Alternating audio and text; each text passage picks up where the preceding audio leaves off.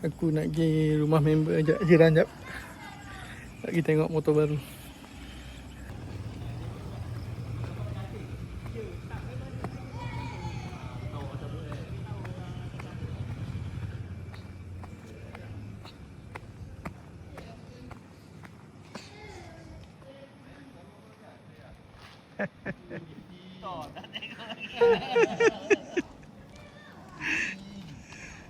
Bagi orang lain pula. Aduh.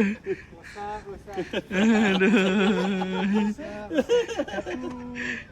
Satu apa? Tak tahu lah. Patutlah ajak tanya Malim Kalau lah. tenang. Assalamualaikum guys.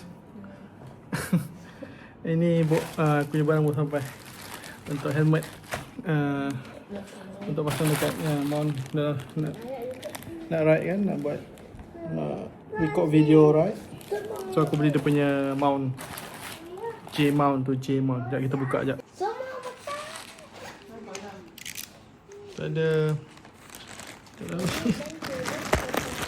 Okey. Kita pasang ni. Ada satu.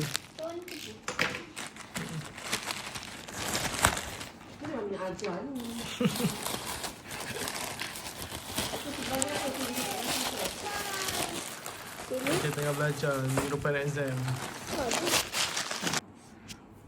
Sekejap aku set sekejap ni. Kat sini. Cut. Ni patut dia. Okay guys, beli Zeus sekejap dekat Petronas.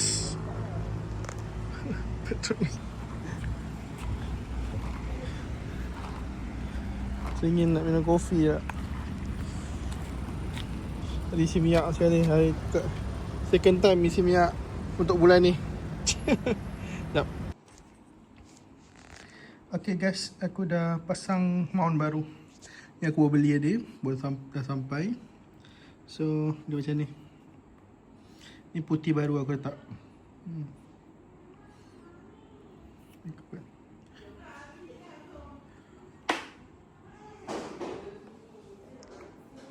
Fokus.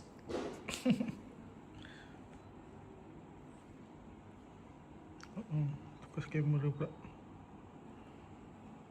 Tukar balik kamera.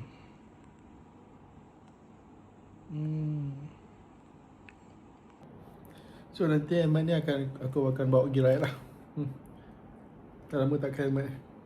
So akan bawa pergi ride. So aku pakai kamera. Untuk buat masa ni aku pakai kamera ni. Insta360 1R. Kamera ni boleh tukar lens dia. Lens kamera ni boleh tukar jadi 360 ataupun pakai yang kamera depan dia. Bagus kamera ni. 4K wide angle 2.8. Lama dah dapat. Zaman-zaman motovlogger dapat daripada Insta360. So nantikan result daripada kamera ni, okay?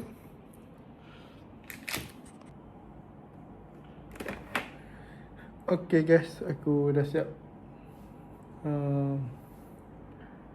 mount aku punya kamera ni tak. So dah kaji macam ni lah depan kamera. Dah kat helmet je macam ni. Okay kot. Nice.